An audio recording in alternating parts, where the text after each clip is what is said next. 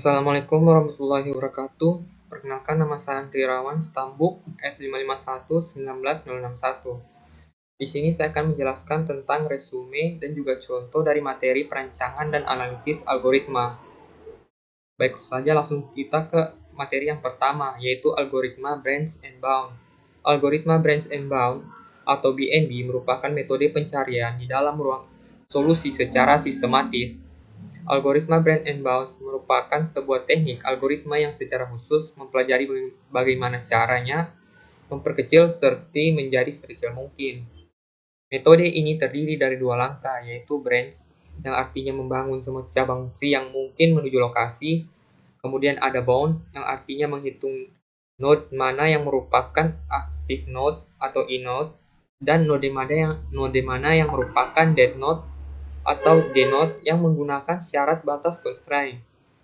Teknik algoritma branch and bound yang pertama yaitu FIFO atau first in first out, yang menggunakan bantuan Q untuk menghitung BNB secara first in first out. Kemudian ada LIFO atau last in last out atau first out, yang menggunakan bantuan stack untuk perhitungan BNB secara last in first out. Kemudian ada last cost. Teknik ini menghitung cost secara node. Node yang memiliki cost yang paling kecil dikatakan memiliki kemungkinan paling besar menuju lokasi. Kemudian, contoh masalah yang dapat diselesaikan dengan algoritma DNB. Salah satunya yaitu Traveling Salesman Problem atau sering disingkat TSP. Ini merupakan masalah klasik yang mencoba mencari rute terpendek yang bisa dilalui oleh salesman yang ingin mengunjungi beberapa kota tanpa harus mendatangi kota yang sama lebih dari satu kali. Dalam contoh kasusnya saja bisa digambarkan dalam graf TSP dalam bentuk matriks di bawah matriks ini. Di sini untuk menghitungnya, pertama-tama kita lakukan reduksi baris, di mana kita kurangi tiap baris dengan angka terkecil yang ada pada baris tersebut, sehingga dapat tercipta angka 0 di setiap baris. Kemudian, kita reduksi pada kolomnya. Apabila masih ada kolom yang belum memiliki angka 0, maka kita perlu melakukan reduksi kepada kolomnya. Di sini yang direduksi adalah pada bagian kolom 1, di mana angka 4 dikurangi dengan 4, kemudian C3-nya dikurangi dengan, atau kolom 3-nya dikurangi dengan angka 3. Bukan hanya pada bagian-bagian nilai yang sama, tetapi semua nilai yang ada pada baris ini dikurangi dengan, misalnya saja di sini angka 8, maka semua baris di sini akan dikurangi dengan angka 8. Bisa dilihat di sini yang tadinya 20 dikurangi menjadi 12. Begitu pula dengan reduksi baris. Semua yang berada pada baris C1, kolom 1, pada kolom 1 akan dikurangi dengan angka 4. Dan kolom 3 akan dikurangi dengan angka 3. Setelah itu, langkah selanjutnya adalah menghitung bagian A, di mana semua nilai yang digunakan untuk mengurangi pada kolom, pada bagian baris dijumlahkan dan menjadi nilai cost untuk bagian point status yang pertama. Point status yang selanjutnya yaitu di mana kita menghitung pada simpul 2, lintasan 1, 2, di mana lintasan 1 dan baris 1 dan kolom 2 kita ubah menjadi semua nilainya menjadi infinity. Kemudian kita cari nilai yang baris atau kolom yang belum mempunyai nilai 0. Di sini pada kasus simpul 2 tidak ada semua kolomnya memiliki angka 0, sehingga langsung saja dihitung, di mana angka 33-nya diambil dari bagian pertama dari point status. Kemudian yang kedua ini adalah bagian dari S, I, dan J yang berkorespondensi dengan S dan R pada matriks ini. Di mana yang diambil pada nomor 12 ini adalah angka yang ada di kolom yang ini. Dapat dilihat angka yang ada di kolom itu adalah angka 12. Sehingga di sini nilainya adalah 12. Kemudian angka 0 ini adalah bagian dari apabila kita melakukan pengurangan, misalnya saja pada bagian ini, ada angka 1 pada kolom 1 dikurangi, maka nilainya akan dimasukkan pada bagian ini. Kemudian kita langsung lanjut hitung ke bagian simpul 4, di mana lintasan 1 dan 4 seperti mana tadi digunakan pada bagian baris 1 dan kolom 4 diubah semua nilainya menjadi infinity.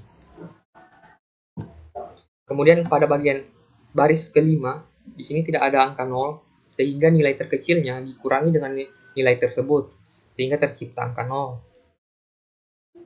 Kemudian dihitung lagi pada simpul bagian 5, dikurangi angka 2, setelah dijumlahkan hasilnya adalah 35. Maka pohon status selanjutnya sudah terbuat di sini. Bisa dilihat bagian yang memiliki kos paling rendah di sini adalah bagian 3. Maka kita lanjutkan menghitung pada bagian 3. Kita ambil bagian matriks yang dihitung pada bagian matriks 3. Kemudian kita tambahkan, kita hitung bersamaan dengan kolom kedua, di mana untuk kolom kedua pada baris pertama dan kolom ketiga itu semua nilainya diubah menjadi itu infinity. Kemudian setelah itu kita cek apakah masih ada baris atau kolom yang belum mempunyai nilai 0. Apabila belum, maka perlu dikurangi dengan nilai terkecil pada baris atau kolom tersebut. Setelah itu lanjut dihitung, mendapatkan nilai 42. Kemudian di sini pada simpul 7 dihitung lagi, dikurangi pada bagian baris kelima karena tidak mempunyai angka 0. Setelah dihitung menghasilkan nilai 46. Kemudian pada simpul 8 dikurangi dengan angka 12 pada baris keempat karena tidak ada nilai atau angka 0 di sini. Setelah dihitung menghasilkan nilai 67.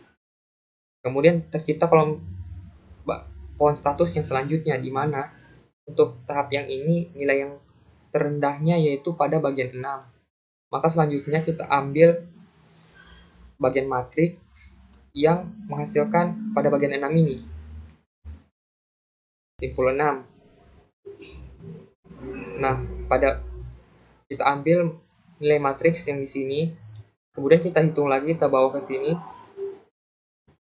dihitung di bagian sini, kemudian kita kurangi, kita cek, kita ubah nilai dari baris 1, kolom ketiga, kemudian ada kolom ketiga, kolom kedua, dan kolom keempat kita ubah menjadi semuanya menjadi infinity. Setelah itu kita cek apakah masih ada nilai yang belum memiliki baris atau kolom yang belum memiliki angka 0. Jika belum, maka kita kurangi nilai paling terkecil dengan nilai yang ada di situ. Setelah dihitung ternyata pada simpul 9 menghasilkan 63. Kemudian pada simpul 10 di sini hampir semua sudah berubah menjadi infinity kecuali baris kolom ke-4, di mana di sini terdapat angka 4, sehingga pada baris kedua tidak ada angka 0 sehingga dikurangi dengan 4. Selanjutnya setelah dihitung ternyata menghasilkan nilai 46. Selanjutnya dibuat pohon ruang status selanjutnya, di mana arusnya itu mulai dari 1, kemudian ke 3, kemudian ke 6, dan dilihat pada baris ini nilai terendahnya adalah 46. Maka selanjutnya kita hitung pada simpul ke-10. Kita ambil pada bagian simpul ke-10 atau bagian yang ini. Kita hitung di bawah sini, kita tambahkan titik 4 untuk menghitungnya. Ini merupakan bagian akhir dari pohon statusnya nanti, di mana semua nilainya sudah menjadi infinity. Dan untuk costnya yaitu 42. Bisa dilihat ini adalah pohon status yang terakhir, di mana untuk simpulnya di sini sebenarnya 11. Untuk costnya yaitu 42. Nah, jadi untuk bagaimana seorang salesman itu bisa digambarkan pada matriks tadi, yaitu pertama dia harus menuju ke 1, arah ketiga, kedua, kemudian keempat, dan kelima, kemudian keempat, dengan bobot atau cost yaitu 42. Selanjutnya ada materi assessment problem atau masalah penugasan. Model penugasan ini digunakan untuk mengatasi masalah yang berhubungan dengan penugasan yang optimal dari bermacam-macam sumber yang produktif atau personalia yang mempunyai tingkat efisiensi yang berbeda-beda untuk tugas berbeda-beda pula. Dalam contoh kasusnya, di mana ada sebuah perusahaan yang akan menugaskan karyawan sebanyak 4 orang untuk dimutasi ke 4 cabang perusahaan yang ada yaitu Kota Makassar, Kota Palu, Kota Gorontalo, dan Kota Manado. Akan menugaskan 4 karyawannya ini ke 4 kota dan akan menghitung bagaimana bisa mendapatkan hasil yang optimal dengan biaya yang sedikit. Nah, dari situ kita lihat saja pada contoh kasus pada matriksnya. Untuk menghitung pertama kali, kita hitung pada bagian LB-nya, di mana kita hitung biaya paling minimal dari setiap kota, di mana nilainya itu adalah 7. Kemudian kita hitung pada kasus karyawan 1, yaitu di kota Makassar, di mana kita jumlahkan dengan jumlah itu biaya minimal di setiap kota, di mana hasilnya yaitu 19. Kemudian pada kasus kedua di kota Palu, kemudian kita bandingkan dengan biaya di kota lain dengan karyawan lain, maka menghasilkan nilai 7. Kasus kedua yaitu di kota Gorontalo, kemudian dibandingkan dengan biaya yang diperlukan untuk karyawan lain, maka dia menghasilkan nilai 14. Setelah itu pada kasus di kota Manado, lalu dibandingkan dengan biaya yang diperlukan oleh karyawan 2, 3, dan 4 di kota tersebut, maka nilainya adalah 9. Kemudian tercipta sebuah pohon ruang status, di mana untuk karyawan di sini dapat kita lihat untuk biaya paling minimal itu ada pada bagian A1, pada bagian 2, di mana kasusnya itu adalah pada kota Palu. Sehingga pada kasus karyawan 1 akan lebih optimal apabila ditugaskan atau dimutasi ke kota Palu. Kemudian kita hitung pada karyawan 2, di mana karyawan 2 ini sudah tidak bisa mengambil nilai atau tidak bisa dimutasi lagi ke kota Palu, sehingga yang tersisa hanya 3 kota, yaitu Makassar, Gorontalo, dan Manado. Pertama-tama kita hitung apabila ditugaskan ke kota Manado, nilai minimalnya nilai perhitungannya yaitu 13. Kemudian pada kasus kota Gorontalo, di mana nilainya itu adalah 11, lalu kota Manado yaitu 12. Sehingga pada pohon ruang status yang dapat kita lihat untuk kasus karyawan kedua, untuk dapat mengoptimalkan itu proses mutasinya, maka dia akan lebih optimal apabila dimutasi ke kota ketiga, yaitu kota Gorontalo. Sehingga karyawan 2 akan dimutasi ke kota Gorontalo. Setelah dihitung, selanjutnya kita bahas untuk karyawan ketiga, di mana untuk kasus kota Makassar nilai yang didapatkan yaitu 23. Kemudian untuk kasus karyawan 3 di kota Manado, dia menghasilkan nilai yaitu 11, sehingga pada pohon ruang status nilai yang didapatkan untuk karyawan 3 lebih optimal di kota Manado. Kemudian untuk kasus karyawan 4 akan mendapatkan kota terakhir yang tersisa, yaitu kota Makassar. Sehingga untuk pohon ruang statusnya akan seperti ini, di mana untuk karyawan 1 yaitu di kota Palu, kemudian hanya 7. Kemudian pada kasus karyawan kedua yaitu di kota ketiga, yaitu Gorontalo, dengan biaya yaitu 11. Kemudian pada kasus karyawan ketiga, di mana dia nantinya akan ditugaskan ke kota Manado, di mana biayanya itu 11. Kemudian untuk karyawan terakhir akan mendapatkan dimutasi ke kota Makassar dengan nilai 11 juga. Sehingga jadi penugasan paling optimalnya akan seperti ini. Kemudian materi yang selanjutnya yaitu algoritma Dive and Conquer. Dive yaitu membagi persoalan menjadi beberapa upah atau upah masalah yang memiliki kemiripan dengan persoalan semula, namun berukuran lebih kecil, idealnya berukuran hampir sama. Kemudian ada Conquer atau Solve, menyelesaikan masing-masing upah masalah secara langsung atau secara rekursif. Kemudian apabila disatukan, arti dari Dive and Conquer ini adalah menggabung solusi masing-masing upah masalah sehingga membentuk solusi persoalan semula. Pada algoritma Dive and Conquer ini banyak digunakan pada algoritma pengurutan seperti merge sort. Algoritma merge sort adalah algoritma yang mengurutkan data merge sort data merge sort dilakukan dengan menggunakan cara divide and conquer, yaitu dengan memecah kemudian menyelesaikan setiap bagian, kemudian menggabungkan kembali. Pertama, data dipecah menjadi dua bagian, di mana bagian pertama merupakan setengah jika data genap atau setengah minus 1 jika data ganjil. Kemudian algoritma pengurutan kedua yang menggunakan dive and conquer yaitu insertion sort, yaitu algoritma dasarnya memilah data yang akan diurutkan menjadi dua bagian, yang belum diurutkan dan yang sudah diurutkan. Kemudian algoritma yang ketiga yaitu algoritma pengurutan ketiga yang menggunakan dive and conquer yaitu quicksort. Ini merupakan algoritma pengurutan yang ditemukan oleh Tony Hoare pada tahun 1959 dan dipublikasikan pada tahun 1962. Pada algoritma quicksort ini terdapat beberapa versi, tetapi yang untuk versi orisinal adalah versi dari Hoare. Kemudian ada algoritma selection sort. Pada algoritma selection sort, idenya yaitu dengan membandingkan data dengan data lain yang terkecil, kemudian menukar posisinya atau indeksnya. Hal ini tersebut dilakukan urut mulai dari indeks terkecil hingga habis. Contoh kasus dive and conquer pada insertion sort, yaitu pada pengurutan insertion sort. Di sini kita lihat ada sebuah data acak yang akan diurutkan dengan metode dive and conquer, di mana ada sebuah data utuh yang urutannya itu teracak.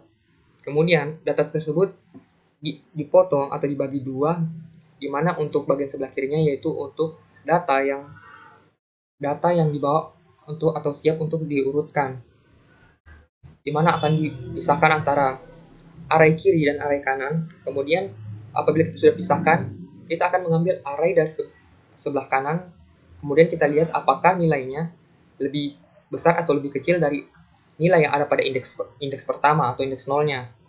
Kemudian kita ambil lagi nilai dari indeks dari array sebelah kanan, kemudian kita masukkan, kita lihat seperti ini contoh kasusnya 7 dan 6. Di sini 7 masih memiliki nilai yang lebih kecil daripada 6 sehingga tidak ada pergeseran. Kemudian kita ambil lagi nilai dari array sebelah kanan.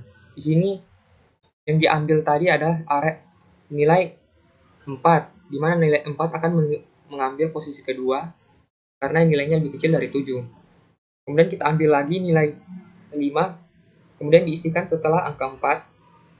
Kemudian selanjutnya seperti terus sampai datanya pada kita lihat seperti ini, sampai datanya itu tersisa, kemudian diambil lagi sampai terurut. Ini yang dimaksud dengan penggunaan dive and conquer pada insertion sort, di mana datanya awalnya dipecah, kemudian disatukan kembali, sehingga menjadi data terurut. Kemudian ada materi yang selanjutnya yaitu algoritma decrease and conquer.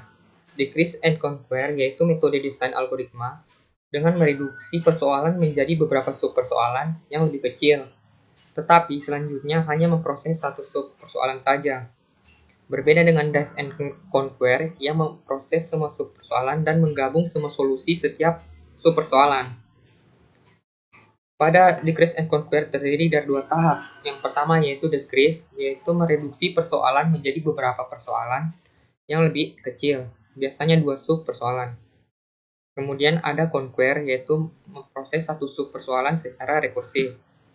Pada decrease and conquer ini tidak terdapat tahap combine dalam decrease and conquer. Kemudian ada 3 tahap varian decrease and conquer. Yang pertama decrease by a constant, kemudian ada decrease by a constant factor, dan decrease by a variable size.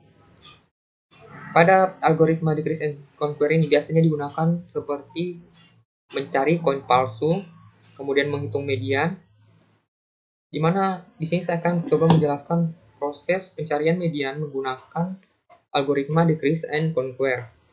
Di sini juga menggunakan reduksi menggunakan metode quicksort, di mana di sini saya sudah punya data tidak terurut atau acak. Saya akan coba menunjukkan bagaimana cara menghitung nilai median menggunakan metode decrease and conquer. Pertama-tama kita cari nilai K-nya terlebih dahulu. Pertama-tama untuk dengan rumus n plus 1 bagi 2, di mana untuk nilai n itu adalah jumlah data keseluruhannya, kemudian 1, kemudian dibagi 2, sehingga menghasilkan nilai 5. Sehingga untuk mencari mediannya nanti kita perlu mencari nilai yang terkecil kelima pada array ini atau indeks ini.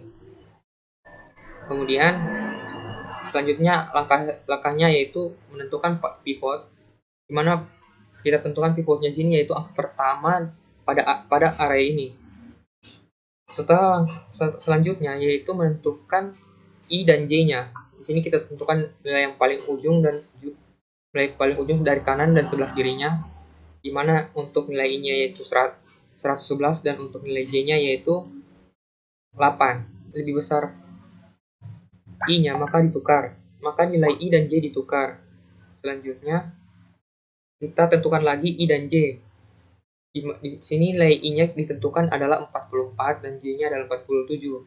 Selanjutnya nilai i dan j ini kita tukar lagi. Langkah selanjutnya yang kita perlu lakukan lagi adalah menentukan i dan j-nya lagi, di mana untuk j-nya kali ini adalah angka 7 dan nilai j-nya angka 7 dan untuk i-nya angka 23. Ini tidak dapat ditukar, karena tidak bisa ditukar, maka kita pindahkan pivot ke indeks J.